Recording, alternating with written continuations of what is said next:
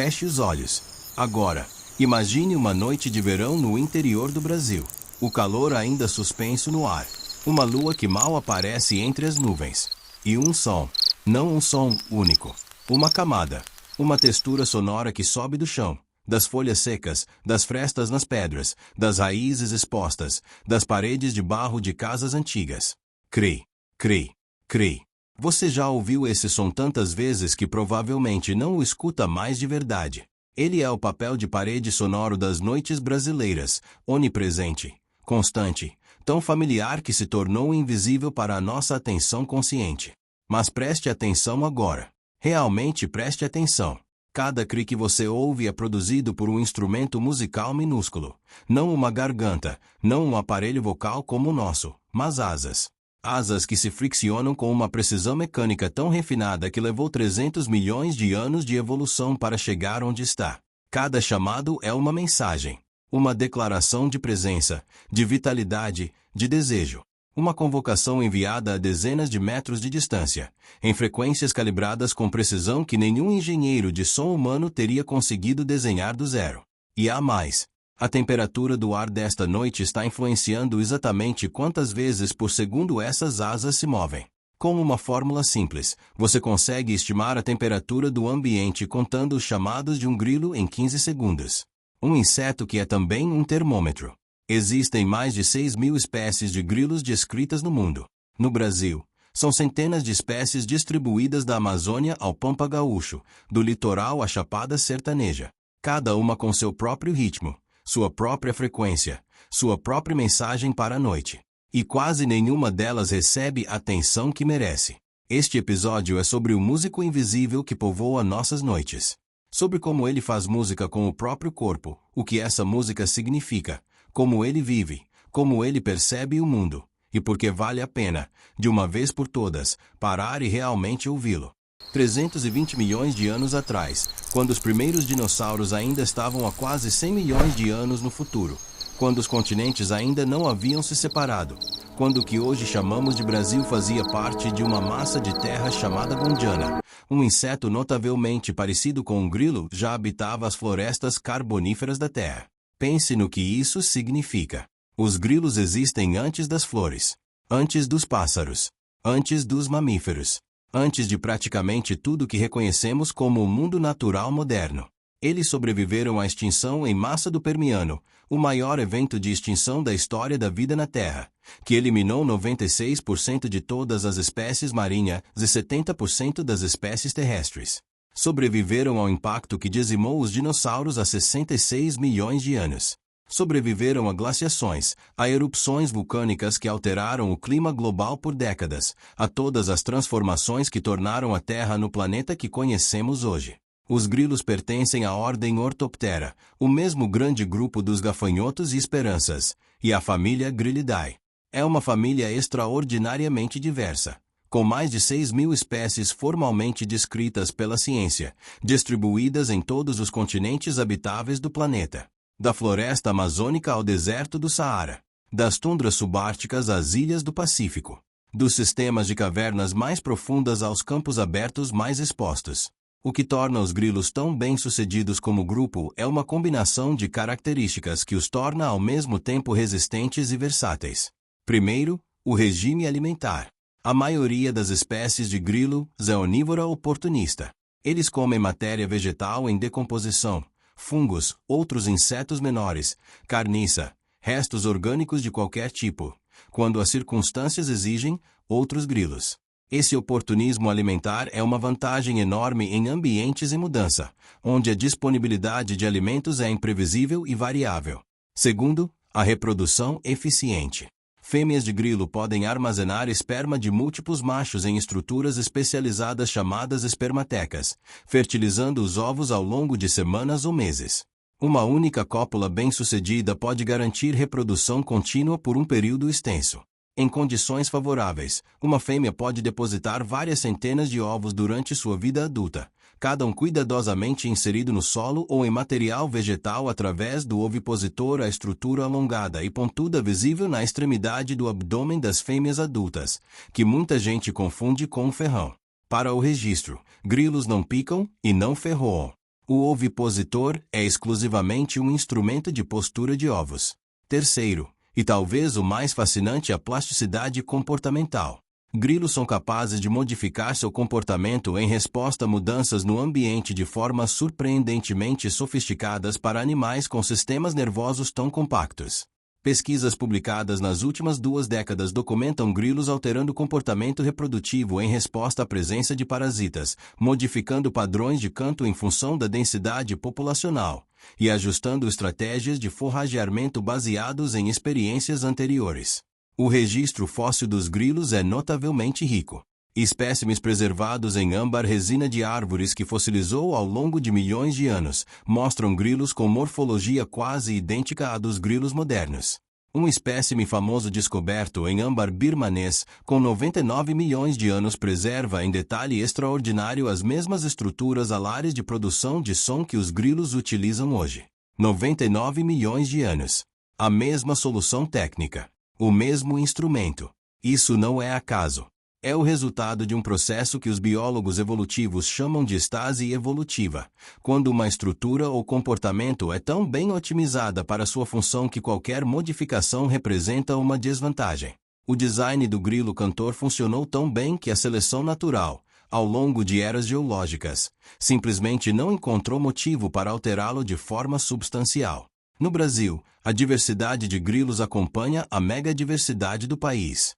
Os gêneros Grilus e Acheta incluem as espécies mais distribuídas e reconhecíveis, mas a riqueza vai muito além disso. Há grilos que vivem exclusivamente em bromélias na Mata Atlântica, nunca tocando o solo. Grilos cavernícolas que passaram tanto tempo no escuro que perderam completamente os olhos e a pigmentação corporal. Grilos que habitam somente o folhiço úmido do cerrado. Espécies que chegam a mais de 6 centímetros de comprimento, verdadeiros gigantes para os padrões da família. A taxonomia dos grilos brasileiros ainda é um campo profundamente incompleto. Pesquisadores do Instituto Nacional de Pesquisas da Amazônia e de universidades como a USP e a Unicamp publicam regularmente descrições de novas espécies para a ciência, descobertas em coletas de campo em biomas ainda pouco amostrados. Estima-se que o número real de espécies de grilos no Brasil possa ser 2 ou 3 vezes maior do que o número atualmente catalogado. E como discutimos no episódio anterior sobre o colapso dos insetos, cada espécie que desaparece antes de ser descrita é um capítulo da história da vida na Terra, que se fecha sem nunca ter sido lido. Um instrumento musical que se apaga antes de qualquer ouvido científico tê-lo escutado. Quando você ouve um grilo cantar esta noite, e vai ouvir, porque os grilos estão em quase todo lugar onde ainda há vegetação no Brasil, você está ouvindo o eco de 300 milhões de anos de história evolutiva. Um som que existia quando a Terra era um mundo completamente diferente. Um instrumento que funcionou tão bem que o tempo simplesmente não precisou mudá-lo. E nós mal paramos para ouvi-lo de verdade. Todo músico precisa de um instrumento. O violinista tem suas cordas e seu arco. O pianista tem suas teclas e seus martelos. O trompetista tem seu metal e sua coluna de ar. O grilo tem suas asas. Mas chamar de asas o que os grilos usam para produzir som é um pouco como chamar um violino de caixa de madeira. A descrição é tecnicamente correta, mas não capta nada da engenharia envolvida. O processo pelo qual os grilos produzem som se chama estridulação, e ele é uma das soluções mais elegantes que a evolução já produziu para o problema de comunicação à distância. Aqui está o que acontece, em detalhes. Os grilos têm 2 pares de asas. O par de trás, as asas membranosas, serve para o voo. O par da frente, as tegminas ou élitros, é onde a mágica acontece. Na parte inferior de uma das tegminas, tipicamente à direita, na maioria das espécies, há uma fileira de dentes microscópicos dispostos em série, como os dentes de um pente muito fino. Essa estrutura se chama pars stridens, ou simplesmente lima. Na tegmina oposta, há uma estrutura em forma de gancho, a plectrum, ou raspador. Quando o grilo esfrega as 2 tegminas uma contra a outra, o raspador percorre a lima, dente por dente. Cada contato produz um microimpulso sonoro. A sequência rápida desses impulsos cria uma vibração, e essa vibração é o canto do grilo. Mas ainda não é tão simples quanto parece. Porque uma fileira de dentes raspando outra não produziria, por si só, um som alto o suficiente para ser ouvido a 50 metros de distância. Para isso, As tegminas têm regiões especializadas que funcionam como caixas de ressonância. A região chamada arpa, uma área de célula alar com formato específico, vibra em ressonância com a frequência produzida pela lima e pelo raspador, amplificando o som. Ao lado da arpa, uma região ainda mais transparente chamada espelho reflete e projeta o som para fora, funcionando como uma antena acústica direcional. O resultado é um sistema de produção de som que, considerando seu tamanho e a ausência de qualquer fonte externa de energia além do músculo do próprio animal, é extraordinariamente eficiente. Um grilo adulto do gênero Grilus, pesando menos de 1 grama, consegue produzir sons que viajam 40, 50, 60 metros em campo aberto. A frequência dominante do canto fica tipicamente entre 2.000 e 8.000 Hz, exatamente na faixa de maior sensibilidade do ouvido humano. Não é coincidência que ouvimos o grilo com tanta clareza. Nossas orelhas evoluíram no mesmo ambiente sonoro que ele. Agora chegamos à parte que muitas pessoas já ouviram falar, mas raramente entendem em profundidade: a relação entre o canto do grilo e a temperatura. Em 1897, um físico amador americano chamado Amos Dolbear publicou um artigo no qual observou que a taxa de estridulação dos grilos variava sistematicamente com a temperatura do ambiente. Ele derivou uma equação que ficou conhecida como Lei de Dolbear. A fórmula mais simples: some 39 ao número de chirps, chamadas, que um grilo faz em 15 segundos, e você obterá a temperatura aproximada em Fahrenheit. Para Celsius, conte os chirps em 25 segundos, divida por 3 e adicione 4. Por que isso funciona? Porque estridulação é um processo muscular, e músculos são máquinas bioquímicas. Reações bioquímicas acontecem mais rapidamente em temperaturas mais altas. Quando o ambiente esfria, as reações musculares ficam mais lentas, e o grilo chirpa mais devagar. Quando esquenta, ele chirpa mais rápido. O grilo não sabe a temperatura. Ele simplesmente obedece às leis da química. Apenas machos cantam, na quase totalidade das espécies. As fêmeas não possuem a estrutura de lima e raspador nas tegminas, ou as possuem de forma vestigial, não funcional. Essa assimetria não é arbitrária. Ela é o resultado direto da seleção sexual. Os machos cantam para atrair fêmeas e competir com outros machos. As fêmeas selecionam seus parceiros em parte baseadas nas características do canto: frequência, ritmo, volume, duração. Cantar é custoso do ponto de vista energético e atrai predadores. Somente machos com condição física superior conseguem cantar de forma consistente e vigorosa. O canto, portanto, é uma informação. Um currículo sonoro transmitido ao ar livre para qualquer fêmea que queira avaliar. Há uma última camada de complexidade que merece menção: o efeito da morfologia individual sobre o som produzido. Grilos da mesma espécie não produzem sons idênticos. O tamanho das tegminas, o número de dentes na lima, a geometria da harpa e do espelho, pequenas variações anatômicas individuais produzem variações sutis no som. E fêmeas, como veremos no próximo bloco, são sensíveis a essas variações. 300 milhões de anos de refinamento produziram não apenas um instrumento. Produziram um instrumento que é ao mesmo tempo um sistema de comunicação, um indicador de condição física, um termômetro biológico, e uma das estruturas mais sofisticadas, proporcionalmente ao tamanho, já produzidas pela evolução animal. E ele está ali, funcionando toda noite, no jardim de qualquer casa brasileira que ainda tenha um cantinho de terra. Basta parar para ouvir. Você já parou para imaginar que o som que os grilos fazem não é uma coisa só? O que a maioria das pessoas chama genericamente de o canto do grilo é, na verdade, um repertório, uma biblioteca sonora, um conjunto de mensagens distintas com funções, destinatários e conteúdos completamente diferentes. Os pesquisadores de comportamento animal identificam pelo menos 4 tipos principais de chamados nos grilos mais estudados. Cada um tem uma estrutura acústica específica, ritmo, frequência, duração dos pulsos, e cada um é produzido em contextos distintos e reconhecido de forma diferente pelo sistema nervoso dos outros grilos. O primeiro e mais familiar é o chamado de atração, ou canto de chamada. É o som que você ouve nas noites quentes, longo, ritmado, repetido. Sua função é simples e poderosa: anunciar a presença do macho para fêmeas a longa distância. Estou aqui. Sou o macho adulto. Estou pronto. A estrutura desse canto, O número de pulsos por chamada, o intervalo entre chamadas, a frequência dominante, é característica de cada espécie. É, literalmente, um código de identificação. Fêmeas da espécie A não respondem ao canto de machos da espécie B, mesmo que os sons pareçam similares ao ouvido humano. Quando uma fêmea se aproxima, atraída pelo canto de chamada, o macho muda de repertório. O canto de corte é mais suave, mais complexo, com padrões de pulso diferentes. Se o canto de chamada é um anúncio de outdoor, o canto de corte é uma conversa íntima. Sua função é convencer a fêmea, já presente, a se aproximar ainda mais e aceitar a cópula. Há um terceiro tipo de chamado, o canto de rivalidade ou de agressão, produzido quando dois machos se encontram no mesmo território. É mais curto, mais ritmado, mais intenso do que o canto de chamada. Funciona como uma declaração territorial. Este espaço é meu. Considere se vai valer a pena lutar. Na maioria das vezes, um dos machos ecoa após este intercâmbio sonoro, sem que haja qualquer contato físico. O combate vocal resolve a disputa antes que um combate físico se torne necessário.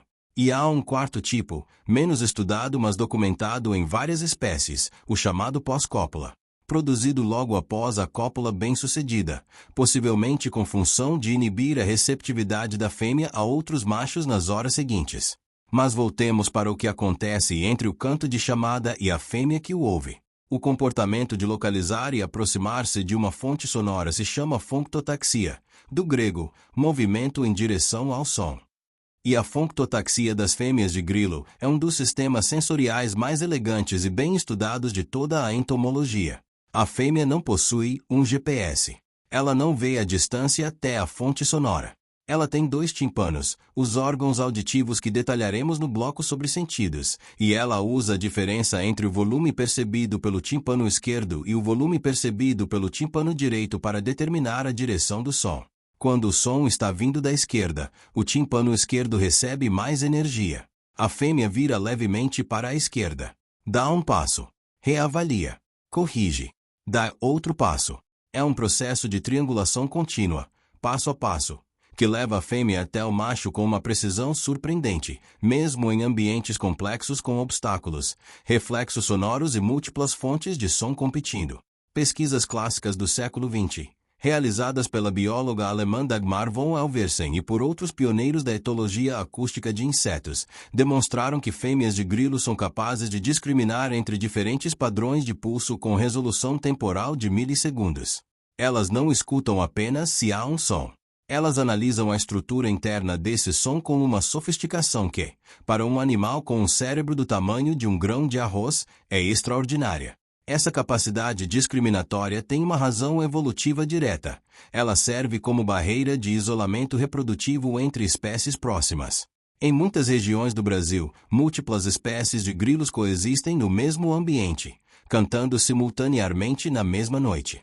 Se as fêmeas não fossem capazes de identificar com precisão o canto da sua própria espécie no meio desse coro, os cruzamentos interespecíficos seriam comuns, e a coesão genética de cada espécie se dissolveria. O canto, portanto, não é apenas comunicação.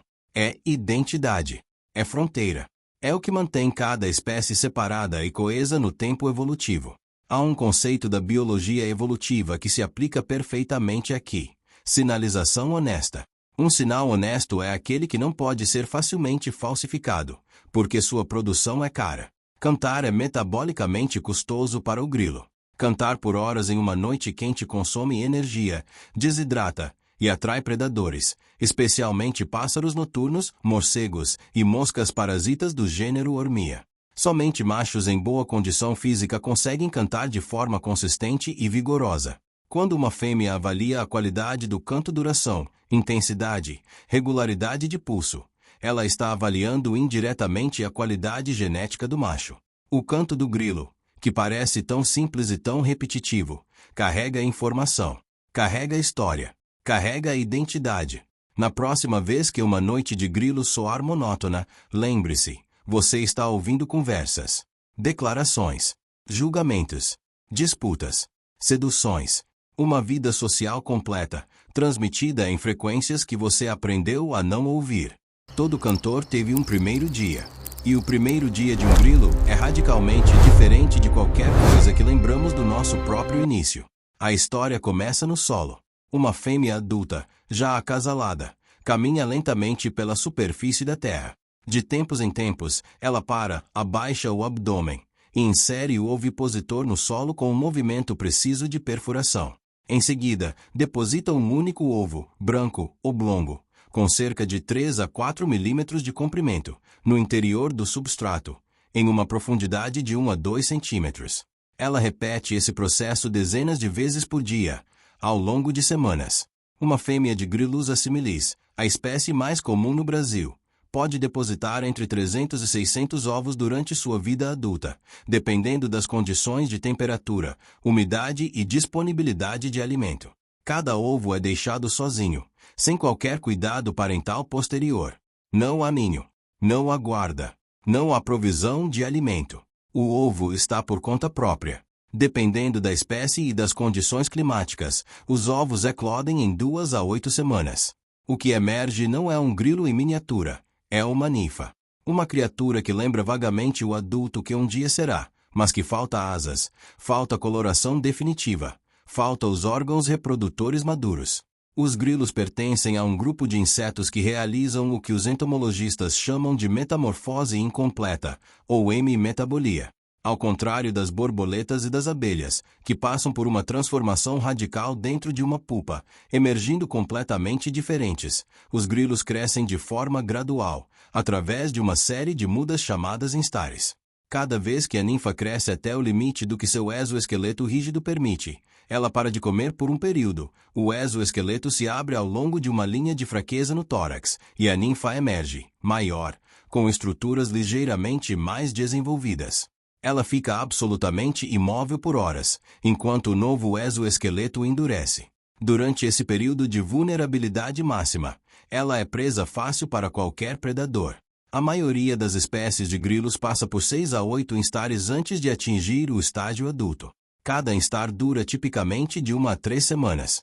O processo completo, do ovo ao adulto, leva em média de 2 a 3 meses nas espécies brasileiras mais comuns, embora esse tempo varie significativamente com a temperatura. Aqui a temperatura volta a ser um fator central. Grilos criados em ambientes mais quentes se desenvolvem mais rápido.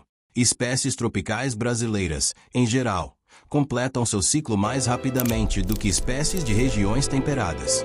No último instar, algo notável acontece. As asas, que até então existiam apenas como pequenas protuberâncias comprimidas no dorso do tórax, se expandem completamente durante a muda final. O adulto emerge com seu aparato alado inteiro e, no caso dos machos, com o sistema estridulador pronto para funcionar. Os primeiros dias de vida adulta são de maturação. Um macho recém-emergido não canta imediatamente. Seu exoesqueleto precisa de tempo para endurecer completamente. Seus músculos precisam de exercício, e seu sistema nervoso precisa calibrar o padrão motor da estridulação. Em geral, os machos começam a cantar entre 5 e 10 dias após a última muda. A vida adulta de um grilo é curta. A maioria das espécies vive entre 1 e 3 meses como adulto, tempo suficiente para acasalar, depositar ovos e contribuir para a próxima geração. Algumas espécies de clima temperado entram em diapausa como ovos durante o inverno, com os adultos morrendo com as primeiras geadas. No Brasil tropical, muitas espécies têm populações ativas o ano todo, com picos sazonais ligados à temperatura e à umidade. A mortalidade é brutal em cada fase do ciclo.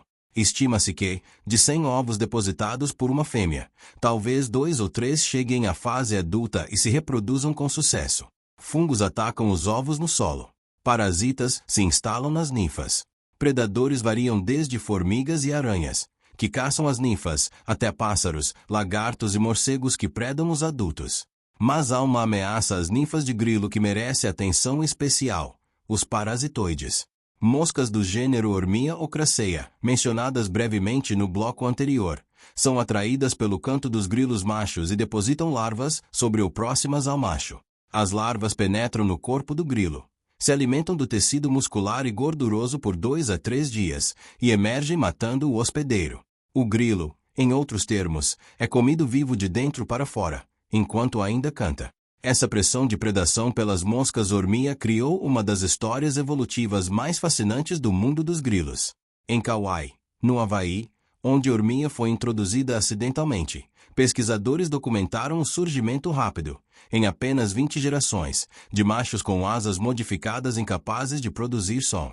Grilos silenciosos. Grilos que sobrevivem ao custo de não conseguir atrair parceiras da forma tradicional. A evolução, quando pressionada, age com uma velocidade que nos surpreende. O ciclo da vida de um grilo é uma história de brevidade e urgência. Nascer no escuro do solo. Crescer em etapas, trocando de pele como se trocasse de roupa. Atingir a idade adulta com um único objetivo imediato: cantar, acasalar, reproduzir.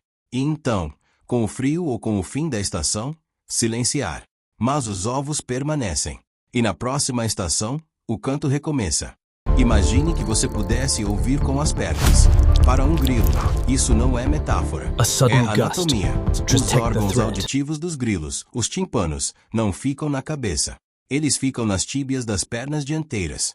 Duas membranas delgadas, localizadas em pequenas câmaras abertas para o exterior, que vibram em resposta às ondas sonoras exatamente como o tímpano do nosso ouvido médio. Mas com uma diferença crucial. Cada tímpano está conectado, através de uma passagem de ar interna que percorre o tórax, ao tímpano do lado oposto. Isso cria um sistema de comparação bilateral, o mesmo princípio que os humanos usam para localizar sons pela diferença de volume entre os dois ouvidos, mas implementado de uma forma anatomicamente completamente diferente. Quando pesquisadores do Nordeste dos Estados Unidos desenvolveram microfones miniaturizados para dispositivos de ajuda auditiva humanos, eles estudaram o sistema auditivo da mosca hormiga, a mesma que parasita grilos, como modelo. O resultado foi uma nova geração de microfones direcionais, que funcionam com base nos princípios que a natureza levou milhões de anos para desenvolver. A bioacústica dos grilos, em outras palavras, já influenciou tecnologia de uso humano. Mas os tímpanos são apenas um dos sistemas sensoriais dos grilos. Na extremidade posterior do abdômen, os grilos têm um par de apêndices chamados cercos, estruturas alongadas cobertas de filiformes, pelos sensoriais extremamente sensíveis ao movimento do ar.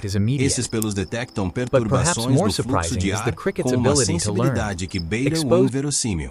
Um experimento clássico demonstrou que grilos são capazes de detectar e iniciar uma resposta de fuga em resposta a um sopro de ar equivalente ao deslocamento causado por um predador a 20 centímetros de distância, e que o tempo entre a detecção e o início do salto de fuga pode ser inferior a 50 milissegundos.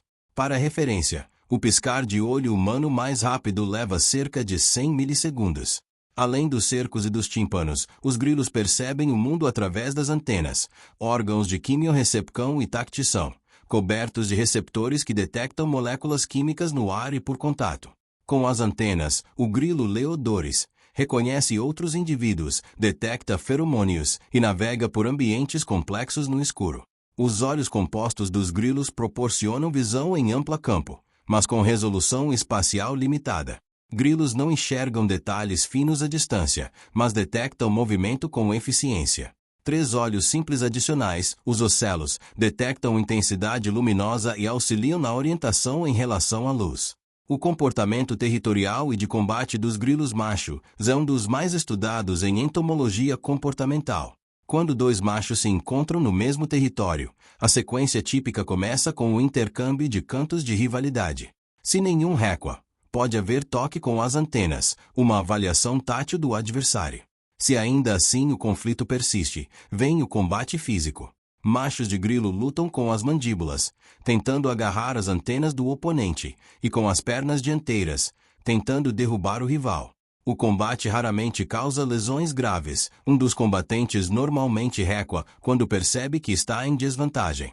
O que é fascinante, e que levou pesquisadores a publicar estudos em revistas de alto impacto como a Nature, é o que acontece depois do combate. Grilos que vencem confrontos se tornam mais agressivos nos confrontos seguintes. Grilos que perdem se tornam mais submissos. Isso é chamado de efeito vencedor e efeito perdedor, e é uma forma de plasticidade comportamental baseada em experiência que compartilhamos com vertebrados. Um grilo sabe que ganhou. Um grilo sabe que perdeu. E esse conhecimento muda seu comportamento subsequente. Pesquisas mais recentes foram além. Experimentos publicados pelo grupo do professor Jerome Keely demonstraram que grilos são capazes de aprendizado associativo, a capacidade de aprender que um estímulo neutro está associado a uma consequência. Grilos treinados associavam um odor específico à presença de alimento, e demonstravam preferência por esse odor em testes posteriores, mesmo na ausência do alimento. Isso não é o tipo de cognição que associamos intuitivamente a um inseto. É memória. É aprendizado. É, em escala modesta mas genuína, inteligência. Há também comportamentos que desafiam noções simples sobre o que insetos podem fazer. Fêmeas de algumas espécies de grilo exibem o que os pesquisadores chamam de seleção pós-cópula. Elas são capazes de usar musculatura interna para controlar quais espermatozoides de quais machos fertilizarão seus ovos, mesmo após múltiplas cópulas. É uma forma de escolha que acontece não na decisão de acasalar, mas depois, e que dá às fêmeas um nível adicional de controle sobre a paternidade de sua prole. Um animal com um cérebro do tamanho de um grão de arroz. Um sistema nervoso com aproximadamente 1 milhão de neurônios, comparado com os 86 bilhões do cérebro humano. E ainda assim, memória, aprendizado, plasticidade comportamental, tomada de decisão baseada em experiência, comportamento estratégico em conflitos, controle reprodutivo sofisticado. Os grilos nos ensinam que inteligência não é uma propriedade exclusiva dos cérebros grandes. É um contínuo. E em algum ponto desse contínuo, mais próximo de nós do que gostaríamos de admitir, estão os insetos que cantam todas as noites nas nossas janelas. O Brasil é um dos países com maior diversidade de grilos do mundo. Não é exagero afirmar que qualquer pedaço de vegetação nativa do país abriga espécies que ainda aguardam descrição formal pela ciência. Mas antes de falar sobre o que não conhecemos, vale conhecer o que já sabemos. A espécie mais comum e amplamente distribuída no Brasil é o Grilus assimilis, o grilo preto, como é popularmente chamado. Com cerca de 2 centímetros de comprimento, corpo robusto e coloração escura com tênues listras no pronoto, ele é o cantor responsável pela maior parte da trilha sonora noturna de quintais, terrenos baldios, margens de estrada e campos do país. Ele está no Amazonas e no Rio Grande do Sul, nas encostas da Serra da Mantiqueira e nas planícies do Pantanal, em ambientes urbanos e em reservas remotas. É um generalista extraordinário, exatamente o tipo de espécie resiliente que ainda próspera apesar das transformações humanas na paisagem. Mas a diversidade brasileira vai muito além do Grilus assimilis. Na Mata Atlântica, o grilo das bromélias, espécies do gênero Enelptera, passam toda a vida dentro de tanques de bromélias epifíticas, alimentando-se da matéria orgânica acumulada nesses microambientes e produzindo cantos delicados audíveis apenas a curta distância. No sistema de cavernas do grupo calcário de Minas Gerais e da Bahia, espécies cavernícolas como as do gênero Itariça evoluíram completamente adaptadas à escuridão permanente, sem olhos funcionais, sem pigmentação, com antenas desproporcionalmente longas que funcionam como o principal órgão sensorial em um mundo sem luz. No Cerrado, os grilos enfrentam condições de grande variação sazonal, estações secas extremas seguidas de chuvas intensas. Várias espécies locais sobrevivem à seca enterradas no solo como ninfas em diapausa, metabolismo quase parado, aguardando o retorno da umidade para completar o desenvolvimento. No Nordeste semiárido, grilos do gênero Grilodes, menores e mais ágeis que o Grilus assimilis, colonizaram ambientes domésticos com tal eficiência que são encontrados em cidades, em armazéns de alimentos, em banheiros e cozinhas. São os grilos que aparecem dentro de casa e que, em muitas culturas nordestinas, são considerados sinal de boa sorte. Essa relação entre grilos e cultura brasileira é mais rica e antiga do que a maioria das pessoas imagina. Em diversas tradições populares brasileiras, especialmente no Nordeste e no interior de estados como Minas Gerais e Goiás, o grilo dentro de casa é sinal de prosperidade. Matá-lo traria azar. A crença é compartilhada com culturas em todo o mundo. No Japão, grilos são criados como animais de estimação desde o século VIII. Na China, o canto do grilo foi associado à boa sorte por milênios. Há também o lado menos sentimental da relação humana com os grilos. No Brasil, grilos são amplamente usados como isco para pesca, comprados em lojas de artigos de pesca ou coletados em campo. São alimento para animais de estimação, especialmente pássaros canouros, lagartixas, quelônios e anfíbios mantidos em cativeiro. E, crescentemente, são vistos como uma das respostas à crise global de proteína animal. Grilos têm uma conversão alimentar extraordinária. Para produzir 1 kg de proteína, um boi precisa consumir cerca de 8 kg de ração. Um porco, 4 kg. Um grilo produz o mesmo quilograma de proteína com menos de 2 kg de matéria vegetal, e gera uma fração ínfima das emissões de gases do efeito estufa durante o processo.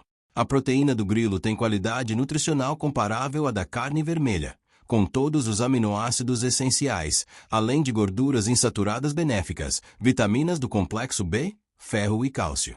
No Brasil, a Anvisa aprovou em 2024 o uso de farinha de grilo em produtos alimentícios para consumo humano. Startups de proteína de insetos, especialmente no estado de São Paulo e em Santa Catarina, começam a desenvolver produtos como barras energéticas, massas e biscoitos enriquecidos. Mas não tudo é otimismo. As mesmas ameaças que discutimos ao falar do colapso geral dos insetos, perda de habitat, agrotóxicos, poluição luminosa, fragmentação de ecossistemas, afetam as populações de grilos silvestres do Brasil. Espécies especializadas, como as bromélias dependentes da Mata Atlântica ou as cavernícolas de Minas Gerais, são especialmente vulneráveis, pois dependem de habitats raros e já muito reduzidos. A poluição luminosa merece atenção especial. Grilos são ativos de noite, e a iluminação artificial excessiva, LEDs brancos de alta potência que se tornaram padrão no Brasil urbano e periurbano, desorientam os machos durante o voo e interferem nos padrões de atividade das fêmeas. Alguns estudos mostram que fêmeas de certas espécies reduzem sua responsividade fontotática, sua disposição de se mover em direção ao canto do macho, quando expostas à luz artificial. O canto do grilo preto no quintal pode parecer eterno, porque nunca deixamos de ouvi-lo. Mas espécies especializadas, habitats fragmentados e pressões acumuladas de décadas de uso intensivo da terra sugerem que muito do que compõe a diversidade de grilos brasileiros está silenciosamente em risco. E esse silêncio, como sabemos, não chega de uma vez. Ele chega gradualmente. Um canto a menos por vez. Voltamos ao som com o qual começamos. Esse som ainda existe. Nesta noite. Em quintais de cidades do interior. Em reservas de cerrado em Goiás e Minas Gerais. Em fragmentos de Mata Atlântica no sul da Bahia. Em margens de rio no Pantanal. Em qualquer lugar onde ainda haja um pedaço de chão não impermeabilizado, não iluminado artificialmente, não encharcado de agrotóxico. 320 milhões de anos de história evolutiva, traduzidos em som. Neste episódio, conhecemos as camadas por baixo desse som que aprendemos a ignorar. Conhecemos o instrumento, asas transformadas pela evolução em cordas de um violino microscópico, com lima, raspador, harpa e espelho funcionando em harmonia para produzir uma nota que viaja 50 metros no ar da noite. Conhecemos a linguagem, chamados de atração, de corte, de rivalidade, de pós-cópula, uma gramática sonora completa transmitida entre indivíduos de uma espécie que não tem palavras mas tem muito a dizer. Conhecemos a vida, do ovo depositado solitário no solo à ninfa que muda de pele 6, 7, 8 vezes, do primeiro instar vulnerável ao adulto que finalmente encontra o ângulo certo das asas e emite seu primeiro canto verdadeiro. Conhecemos os sentidos, ouvidos nas pernas, antenas que leem o ar, cercos que detectam a onda de pressão de um predador em 50 milissegundos. Um mundo perceptivo completamente diferente do nosso, mas igualmente rico, igualmente funcional, igualmente voltado para o mesmo objetivo fundamental: sobreviver e reproduzir. Conhecemos o comportamento, machos que lembram que venceram, que aprendem a associar odores a recompensas, que tomam decisões estratégicas em conflito. Uma inteligência distribuída, compacta, que desafia o que achávamos saber sobre o que um inseto pode fazer. E conhecemos as ameaças. Não ao grilo preto do quintal. Esse, por enquanto, está bem. Mas há centenas de espécies especializadas que dependem de habitats que estamos destruindo. As espécies de caverna de Minas Gerais, as bromélias dependentes da Mata Atlântica, as espécies do cerrado que sobrevivem à seca em diapausa e que não têm para onde ir quando o solo é convertido em plantação. Há algo que podemos fazer. Não apenas como políticas e leis, embora essas sejam essenciais. mas como pessoas que habitam o mesmo planeta que os grilos. Podemos manter canteiros de vegetação nativa. Podemos reduzir a iluminação externa à noite, um gesto simples que faz diferença mensurável para insetos noturnos. Podemos questionar o uso de agrotóxicos de amplo espectro em jardins domésticos e exigir mais dos produtores rurais. Podemos apoiar a pesquisa taxonômica, porque sem nome, sem descrição, sem documentação, uma espécie não existe para a ciência, e o que não existe para a ciência não pode ser protegido. Mas talvez o primeiro passo seja o mais simples de todos. Parar. Ouvir. Reconhecer que o som que vem da janela esta noite não é ruído de fundo. É uma transmissão. Uma emissão contínua de informação biológica, evolutiva, ecológica, que chega até nós através de 320 milhões de anos de tempo sem interrupção. O músico invisível está aí fora agora, cantando no escuro. Ele não sabe que você existe. Ele não sabe que este episódio foi feito. Ele apenas faz o que sempre fez. A lima percorre o raspador, a harpa vibra, o espelho projeta, e o som viaja. E algures, a 40 metros de distância, uma fêmea levanta a cabeça e começa a se mover. 320 milhões de anos. E ainda aqui. E ainda cantando. De olho nos insetos. Porque o menor mundo é o maior de todos. O canto dos grilos continua por mais 10 segundos. Pleno. Vivo. Por enquanto.